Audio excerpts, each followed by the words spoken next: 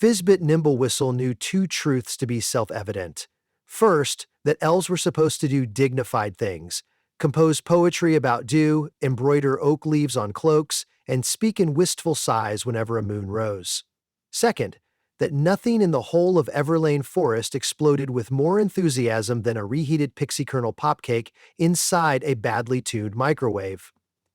This latter truth paid his rent. Somewhere between those two facts, Fizbit had carved a life that was neither dignified nor entirely safe, but was, at the very least, profitable and unendingly ridiculous. His workshop squatted behind the Velvet Toadstool Tavern, wedged between a root cluster and a humorous sign reading, Nimblewhistle's Arcano Appliance Clinic, we put the ow.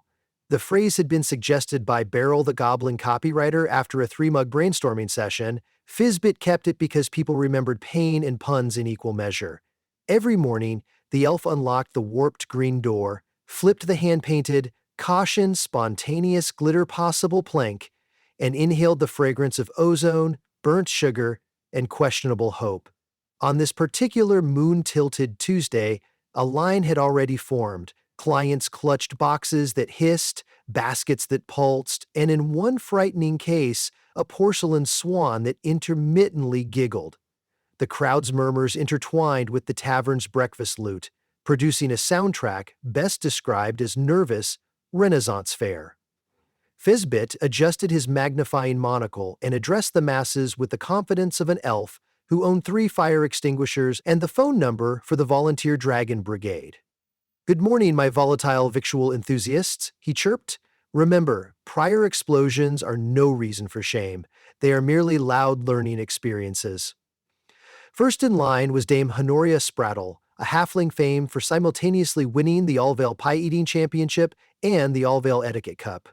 She slid a pastel tin across the counter.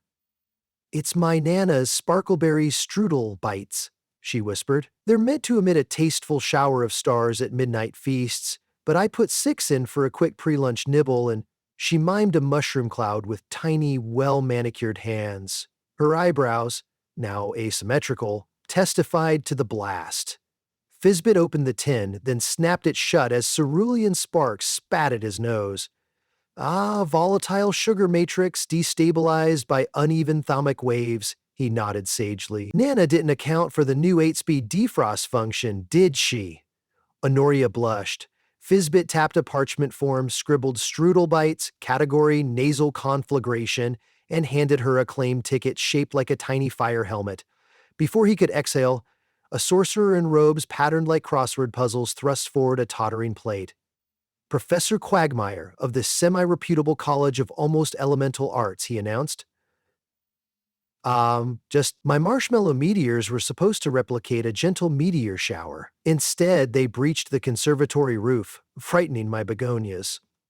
"Begonias are easily startled," Fizbit sympathized, all while noticing smoke curling from the professor's beard. He gently patted the sorcerer's chin with a potholder, sprinkled in anti-flare dust. "Fill in the service waiver, be truthful about beard flammability, it speeds processing." The queue stretched, each story stranger than the last. A pair of sprite twins complained their pixie pizza pockets now produced ill-tempered lightning. A weary centaur father lifted a cooler of unicorn corn dogs, which when microwaved, sprouted wings and refused to come down from chandeliers. Every tale ended the same way. An enchanted snack, a mortal microwave, a fireworks display better suited to midsummer festivals than lunchtime. By noon, Fizbit's intake table resembled an apothecary's worst nightmare. Humming quartz, possessed crumb trays, and crumb-sized gremlins crawled among the paperwork. The elf donned dragonskin gloves and set to diagnosis, humming an off-key jig. His secret weapon was the Thaumatrax 3000, a modified multimeter that measured magical interference. It beeped like a deranged canary as he waved it over each appliance. The dame's unit, a Honeywarmth 700, displayed a 43% rune misalignment. Professor Quagmire's Ostrozap boasted an extra dial that had never officially existed in any manual Fizbit had read. Someone had clearly tampered with its reality filament insulation. Fizbit sighed. Another day, another bout of arcano-electrical negligence. The repair routine went as follows. Unplug, cast the standard containment chant because nothing ruins focus like a spontaneous rain of jawbreakers. Disassemble, win a staring contest with whatever Glit Spirit manifested near the capacitor, realign glyph circuits with a silver screwdriver, apply goblin-grade industrial stickers over dangerous temptation buttons labeled things like flamenco mode or kernel cataclysm, reassemble, plug back in, run a test on an expendable item in Fizbit's shop that was invariably a stale turnip tart donated by the tavern, previously deemed indelible but efficient as ballast. By sunset, 6 microwaves sat in a tidy row, sporting bright green, certified safe probably tags. Fizbit rolled his shoulders, expecting the blissful quiet of closing time. That's when the door slammed open with hurricane melodrama. Enter Princess Silvaria Holbringer of the Glittering Glacier Realm, cape billowing like a sequin thundercloud. Behind her, 4 royal pages lugged a hulking obsidian microwave etched with runic frost patterns. They barely managed as the device dripped icicles and hummed in broken chords. Master Nimble Whistle, the princess intoned, voice carrying a capital S seriousness. The kingdom requires your unparalleled expertise. Our Palace model, the Frostwave Deluxe, has gone rogue. Instead of charming flurries accompanying our Frost Fudge brownie bites, it now detonates into Aurora Borealis caliber fireworks. The North Tower has a skylight no architect intended. The pages set the microwave down, it cracked the floorboards. Fizbit gulped. Frostwave Deluxes are notoriously finicky about ambient positive emotion, he muttered. Any court events lately? Princess Silveria folded her arms. A compulsory optimism jubilee. Smiles were legislated for 48 hours. Yes, forced happiness can really overcharge the cheer capacitors. He grabbed the Talmatrax 3000. Needle spikes. The hum deepened into a sub-bass doom chord. A lesser elf might have faked a fainting spell, but Fizbit embraced impossible challenges the way a moth embraces potentially fatal porch lights. He called for tea, chamomile for his nerves, double-strength licorice for the microwave because some appliances responded to bribery, and arranged an overnight diagnostic. The princess leaned closer, voice conspiratorial. I will compensate whatever fee you deem fair. But bear in mind, diplomacy with the Troll Republic hinges on tomorrow night's dessert buffet. If our enchanted snacks annihilate diplomats, we may have naming rights to a new war. Fizbit's eyebrows repelled halfway up his forehead. Understood, Your Highness. Less detonation, more sweet diplomacy. Consider it done. The moment she left, the Frostwave coughed up a snowball the size of a bullfrog. It rolled menacingly toward the exit until Fizbit punted it into a bucket marked Miscellaneous Frozen Perils. He locked the door. Night shift commenced. He began by strapping a mirror to his hat. Should the microwave attempt optic blast sorcery, it would blind itself. Next, he inserted a single frost fudge brownie bite, using tongs blessed by the local clergy, who had grown accustomed to blessing odd items for Fizbit. Last month, it was a can opener possessed by a polka demon. He pressed defrost, stepped behind a blast shield, and peeked. At 3 seconds, snowflakes formed a perfect ring. At 5, sparks crackled pink and teal.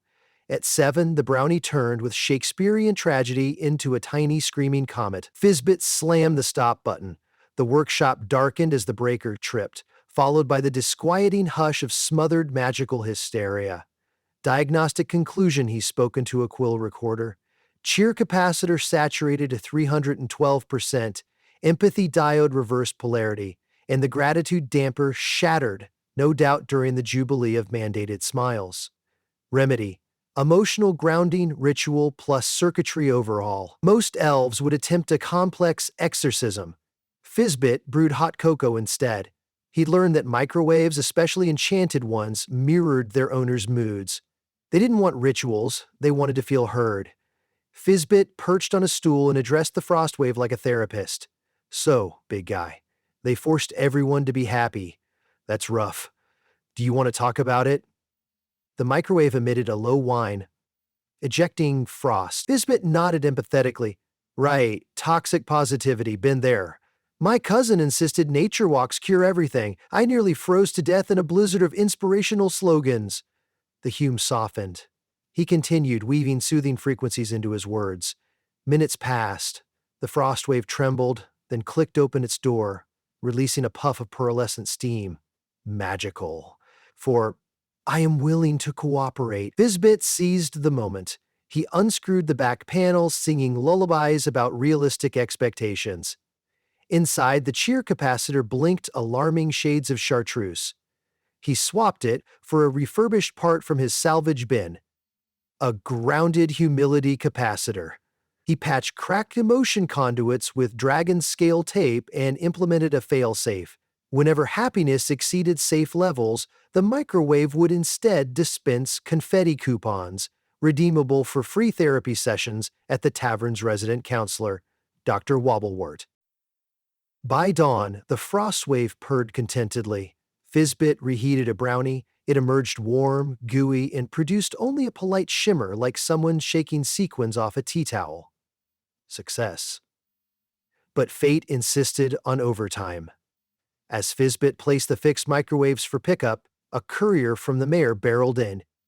Emergency! Town Founders Day fireworks shipment sabotage! Show tonight canceled unless alternative pyrotechnics procured. Eyes wild, he added. The council remembers your reputation. You wouldn't happen to have any edible fireworks on hand? Fizbit's gaze drifted to the shelf of unrepaired snack boxes, all dangerously explosive, each customer-promised collection later this week. He imagined outraged patrons. He imagined the mayor's wrath. Mostly, he imagined his own workshop burning if those snacks remained unrepaired. He exhaled. I might have a solution, but it's irregular and mildly immoral. The courier brightened. We prefer irregular and minimally immoral.